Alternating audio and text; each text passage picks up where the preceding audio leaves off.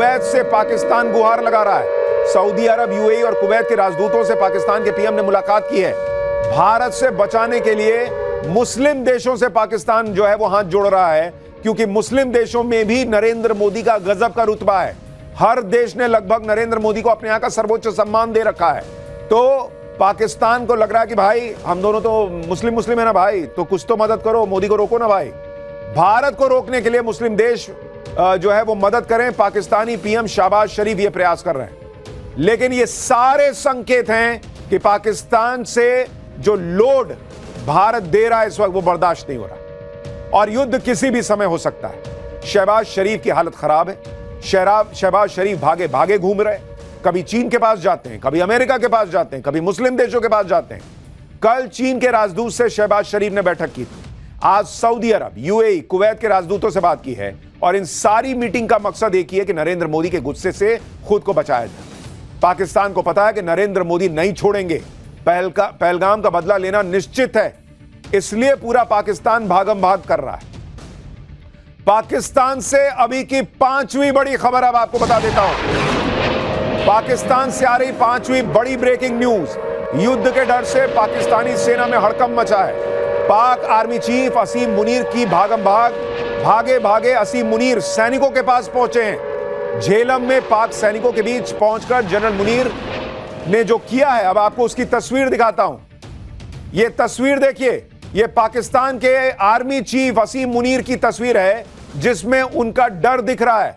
असीम मुनीर एक टैंक पर चढ़ गए और टैंक पर चढ़कर भाषण देते दिख रहे हैं। वो पाकिस्तान की खत्म सेना में जोश भरने का प्रयास कर रहे हैं, क्योंकि एक हफ्ते से पाकिस्तानी सेना और उसके सैनिकों के हाथ पांव ठंडे पड़े।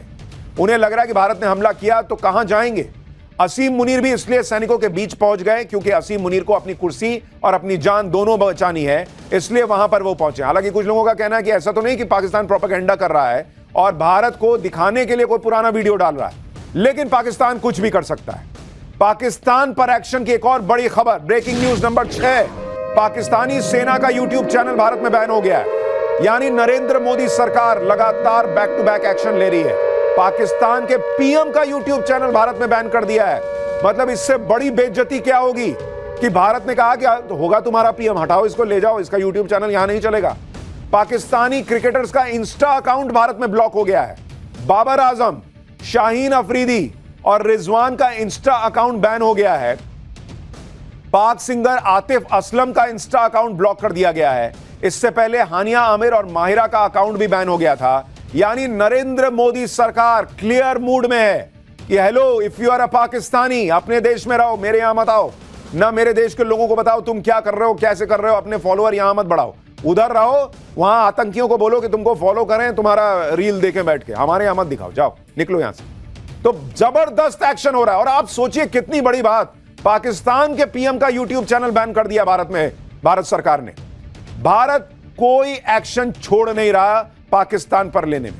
पाकिस्तान के जो सिंगर एक्टर भारत से कमाई कर रहे हैं, उन्हें भारत से एक पैसा नहीं मिलेगा, यह भी क्लियर कर दिया गया है। ये वो सारे लोग हैं जिनके पाकिस्तान से ज्यादा फॉलोअर भारत में, अपना इंस्टा अकाउंट, अपने यूट्यूब चैनल से इतनी कमाई कर रहे थे जितने पैसे ये पाकिस्तान में नहीं कमा पाते। फिर चाहे वो पाकिस्तानी हानिया आमिर हो, जिसने इंस्टा पर भारत में खूब फैंस बनाए, या फिर माहिरा खान हो, या फिर आतिफ असलम, या फिर पाकिस्तान के क्रिकेटर हो। आतंकी देश के लोग भी अब भारत को कतई बर्दाश्त नहीं है। यह क्लियर कट मैसेज है। पाकिस्तान से एक और बड़ी खबर, आप देखिए जिस तरह से खबरें आ रही हैं वो बता रही हैं कि कितनी हलचल बढ़ी हुई है।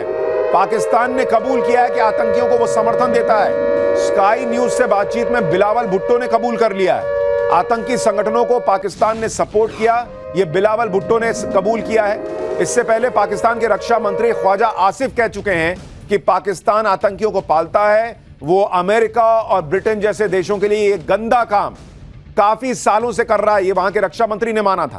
अब बिलावल भुट्टो ने भी दुनिया के सामने मान लिया है कि पाकिस्तान का अतीत रहा है आतंकियों को पालने का। लेकिन हमारे यहां कुछ लोग हैं जो पाकिस्तान को क्लीन चिट दे रहे हैं, जबकि पाकिस्तान की सरकार और वहां के नेता ही खुद सच कबूल कर रहे हैं। बिलावल भुट्टो का यह पूरा कबूलनामा आपको आगे सुनाऊंगा। लेकिन आज अगर पाकिस्तान अपने आतंकी सच को कबूल कर रहा है तो इसकी सिर्फ एक ही वजह है कि उसे भारत के बड़े एक्शन का डर है। कल ही हमने आपको बताया था कि पाकिस्तान को सबसे बड़ा डर है कि उसे इस बार समंदर के रास्ते भारत ठोकेगा, क्योंकि सबका ध्यान बॉर्डर पर बमबारी और रफेल की उड़ान पर है। लेकिन असली लड़ाई इस वक्त समंदर में हो रही है। समंदर में भारत और पाकिस्तान बिल्कुल आमने सामने हैं। भारतीय नौसेना गुजरात तट के पास युद्धाभ्यास कर रही है, उधर पाकिस्तान की सेना भी समंदर में युद्धाभ्यास कर रही है। आपको दिखाता हूं कि समंदर में भारत और पाकिस्तान की सेना कैसे आमने सामने आकर खड़े हो गए हैं। जरा वो मैप डालिए स्क्रीन पर, बड़ी स्क्रीन पर, जो आपको बताएगा कि इस वक्त जो लोग सोच रहे हैं कि एक्शन होगा या नहीं होगा, बॉस एक्शन को लेकर तस्वीर बिल्कुल बन चुकी है। जो टारगेट है वो लॉक हो चुका है। आप तस्वीर देखिए, जरा इसको क्लोज शॉट दिखाइए इसको। ये अरब सागर की तस्वीर आपको दिखा रहा हूं। ये जो आप हरे हिस्से देख रहे हैं, ये दरअसल भारत के जो नौसेना है वो युद्धाभ्यास कर रही है, और 30 अप्रैल से 30 मई तक का युद्धाभ्यास है। ये जो आप ये हिस्सा देख रहे हैं स्क्वायर, यहां पर पाकिस्तान की नौसेना 30 अप्रैल से 2 मई युद्धाभ्यास करने वाली है। लेकिन अगर आप इन दोनों के बीच की दूरी को देखेंगे, यहां पाकिस्तान की नौसेना और यहां भारतीय नौसेना, और इन दोनों के बीच जो दूरी है मात्र 85 नॉटिकल माइल्स की। आप देखिए, यानी कि बहुत कम जो है दूरी दोनों के बीच में वो नजर आ रही है। और ये 85 नॉटिकल माइल का मतलब है 157 किलोमीटर, 150 किलोमीटर। भाई इतनी की दूरी पर भारत की नौसेना और पाकिस्तान की नौसेना आमने सामने खड़े हैं। ध्यान देने वाली बात यह है कि दोनों नौसेनाएं एक ही वक्त में अपने अपने इलाके में युद्धाभ्यास कर रही हैं। अब आप जरा तारीखों को गौर कीजिए। भारत 30 अप्रैल से 3 मई के बीच युद्धाभ्यास कर रहा है, और पाकिस्तान 30 अप्रैल से 2 मई के बीच। जब भी ऐसे युद्धाभ्यास होते हैं तो ग्रीन नोटिफिकेशन जारी होता है, जिससे हर किसी को यह मैसेज मिल जाए कि नौसेना युद्धाभ्यास कर रही है, ताकि कोई इसे जंग या हमला ना समझ ले। तनाव के बीच यह युद्धाभ्यास एक तरह का मनोवैज्ञानिक युद्ध है, जिसमें दुश्मन के सामने रहकर बिना हमला किए दुश्मन को अपनी ताकत दिखाई जाती है। पाकिस्तान ने पहले 26 और 27 अप्रैल को समुद्र में युद्धाभ्यास का नोटिफिकेशन दिया था, लेकिन जब उसे दिखा कि भारत 30 अप्रैल को युद्धाभ्यास करेगा तो उसने भी अपने युद्धाभ्यास की तारीख को आगे बढ़ा दिया। समंदर में भारतीय नौसेना ने कुछ दिन पहले ही पाकिस्तान को अपनी ताकत दिखाई थी। भारतीय नौसेना ने अरब सागर में कई एंटीशिप मिसाइल्स का सफलतापूर्वक परीक्षण किया है, और इस टेस्टिंग का वीडियो भी भारतीय नौसेना ने जारी किया था, जिसमें युद्धपोत से मिसाइल दागी जाती हुई दिख रही है। यह सीधे सीधे पाकिस्तान को दिखाया गया है कि जो हमारी ताकत है, हम तुमको समुद्र के रास्ते से भी ठोक देंगे भाई। भारतीय नौसेना ने आईएनएस सूरत से मिड रेंज सतह से हवा में मार करने वाली मिसाइल का टेस्ट किया था। युद्ध से पहले ही पाकिस्तान में युद्ध का डर भर गया है। भारतीय नौसेना के वीडियो और तस्वीरें देखकर पाकिस्तान का गला सूख रहा है। भारतीय सेना अपने युद्धपोत को समंदर में उतार चुकी है, और उसकी तस्वीर डालते हुए उन्होंने लिखा, no mission too distant, no sea too vast, यानी कोई भी लक्ष्य बहुत दूर नहीं है हमारे लिए। यह भारतीय नौसेना ने तस्वीर डालकर पाकिस्तान को बताया है। भारत की तैयारी और ताकत देखकर पाकिस्तान खौफ में है। पाकिस्तान के नेवी चीफ अपने जवानों को इस डर से बाहर निकालने के लिए डायलॉगबाजी कर रहे हैं। इस वीडियो में पाकिस्तान के navy chief admiral Naveed Ashraf अपने जवानों से कह रहे हैं कि अपनी ताकत का इस्तेमाल करने का वक्त आ गया है। पाकिस्तानी नौसेना के अधिकारी कह रहे थे कि अपने आप को मनवाने का समय आ गया है, लेकिन एक बार के लिए सुनाई दिया कि अपने आप को मरवाने का समय आ गया है, क्योंकि भारत मारेगा भाई, बहुत तेज मारेगा। और जो पाकिस्तानी नौसेना है ना, उनके पास कोई युद्धपोत है जिससे कि आप जो है एयरक्राफ्ट उड़ा लीजिए, ना उनके पास न्यूक्लियर सबमरीन है, कुछ नहीं है भाई, ढेले भर की ताकत नहीं है समुद्र में। तो मनवाने का नहीं, ये अपने आप को मरवाने का समय है आपके लिए। लौट जाइए तो ज्यादा अच्छा है। पाकिस्तानी सेना जिस खौफ में इस वक्त है, उससे जुड़ी एक बड़ी खबर आ रही है, वो आपको बता दूं। भारत के हमले के डर से पाकिस्तान में हाई लेवल मीटिंग हुई है। इस वक्त इस्लामाबाद में पाक नेवी और एयरफोर्स चीफ की मुलाकात हुई है। पाक नेवी चीफ को एयरफोर्स की तैयारियों के बारे में बताया गया है। हमले के वक्त नेवी को मिलने वाले एयरफोर्स के सपोर्ट पर चर्चा की गई है।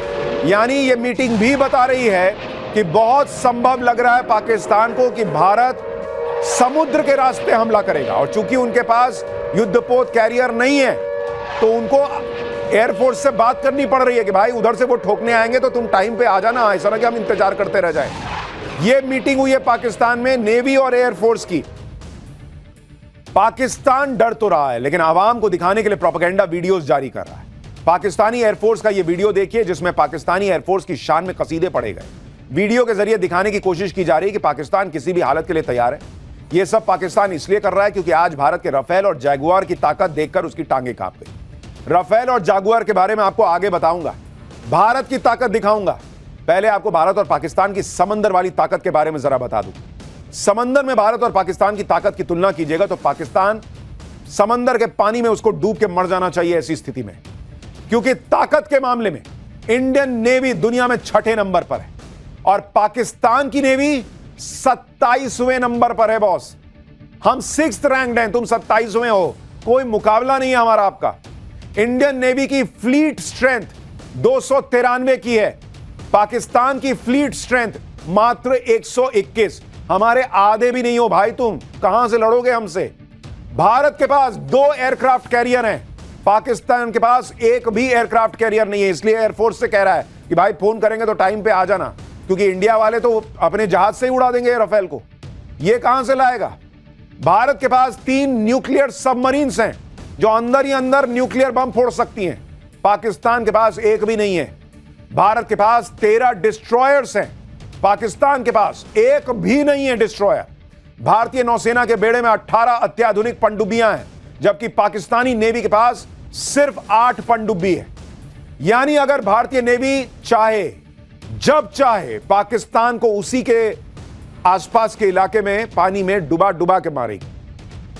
यह है पाकिस्तान की हालत और भारत की ताकत। इस वक्त की एक और बड़ी खबर, बहुत बड़ी खबरें आती जा रही है, मैं क्या करूं, बतानी पड़ेंगी आपको सारी बड़ी खबरें। भारत के एक्शन से पहले पाकिस्तान की नेवी की पोल खुल गई है। पाकिस्तान की 5 में से 3 पनडुब्बी खराब है। कराची की सैटेलाइट इमेज में इस बात का खुलासा हुआ है। 3 पनडुब्बियों की मरम्मत में जुटा हुआ है पाकिस्तान। पाकिस्तान की सिर्फ 2 पनडुब्बियां ही ऑपरेशनल हैं। आप सोचिए क्या हालत है पाकिस्तान की। वैसे ही वो भारत की नेवी के सामने टिक नहीं सकता, उसके पास जो 5 पनडुब्बी है उसमें से 3 का रिपेयर काम चल रहा भाई। वो पेचकस लेके तो नहीं बैठ गए कि देखें जरा वहां चलेगा कि नहीं चलेगा।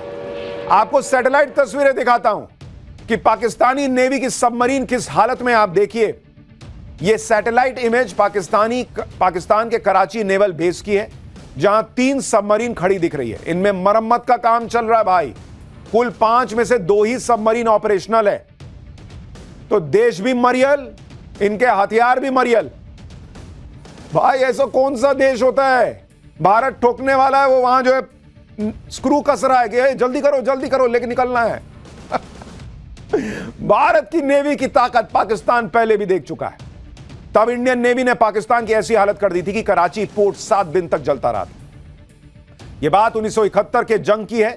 3 दिसंबर को पाकिस्तान की एयरफोर्स ने भारत पर हवाई हमला कर दिया था। 4 दिसंबर की रात को इंडियन नेवी ने कराची पोर्ट को तबाह करने के लिए ऑपरेशन ट्राइडेंट चला दिया था। इसके तहत 4 दिसंबर को 3 मिसाइल बोट्स निपात, निर्घट और वीर कराची के लिए रवाना हुई। उनको 2 फ्रिगेट INS किल्टन और कछाल टो करके ले जा रहे थे। हमले के लिए रात का वक्त चुना गया, लेकिन इंडियन नेवी के इस प्लान में एक अड़चन आ गई। पाकिस्तानी नौसेना का पोत PNS खैबर कराची से दक्षिण पश्चिम में गश्त लगा रहा था। यह वही पोत था जिसने 1965 के युद्ध के दौरान भारत के द्वारका में नौसेना के ठिकाने पर हमला किया, लेकिन इस बार बदला लेने की बारी इंडियन नेवी की थी। INS निपात ने मिसाइल से हमला करके पाकिस्तानी नेवी के युद्धपोत को डुबा दिया। इसके बाद इंडियन नेवी का सामना पाकिस्तान के एक और जहाज से हुआ। इंडियन नेवी ने पाकिस्तान के कार्गो वीनस चैलेंजर को भी अपने हमले में बर्बाद कर दिया। वीनस चैलेंजर अमेरिका से हथियार लेकर पाकिस्तान जा रहा था। इसी बीच INS निपात ने PNS शाहजहां पर भी मिसाइल दागी। इधर INS वीर ने PNS मुहाफिज पर मिसाइल दाग दी। यानी एक के बाद एक इंडियन नेवी ने पाकिस्तान के युद्धपोत और कार्गो वेसल को बर्बाद कर दिया। जो भी इंडियन नेवी के रास्ते में आया उसकी जल्द समाधि बन गई। अब बारी थी कराची पोर्ट की, जहां नेवी का हेडक्वार्टर था और दूसरी तेल का भंडार। INS निपाट के मिसाइल अटैक से केमारी ऑयल टर्मिनल पर हमला हुआ। दावा है कि पाकिस्तान के ऑयल रिजर्व का 50% इसी टर्मिनल पर था। तेल भंडार में आग लगी और कराची पोर्ट 7 दिन तक धुआं धुआं होता रहा। इस पूरे ऑपरेशन में भारत का कोई नुकसान नहीं हुआ था, जबकि पाकिस्तान के कई जवान, उसके युद्धपोत तबाह हो गए थे। तेल टैंक तबाह हो गए थे। 4 दिसंबर को शुरू हुए इस ऑपरेशन की वजह से ही हर साल 4 दिसंबर को नेवी डे मनाया जाता है। पाकिस्तान 1971 की मार भूला नहीं होगा। उस वक्त इंडियन नेवी ने एक तरह से कराची पोर्ट पर नाकेबंदी कर दी थी और पाकिस्तान कुछ नहीं कर सका था। तो पाकिस्तान को उसकी औकात समंदर में पता है, लेकिन क्या करें, पब्लिक को दिखाने के लिए कुछ तो करना है।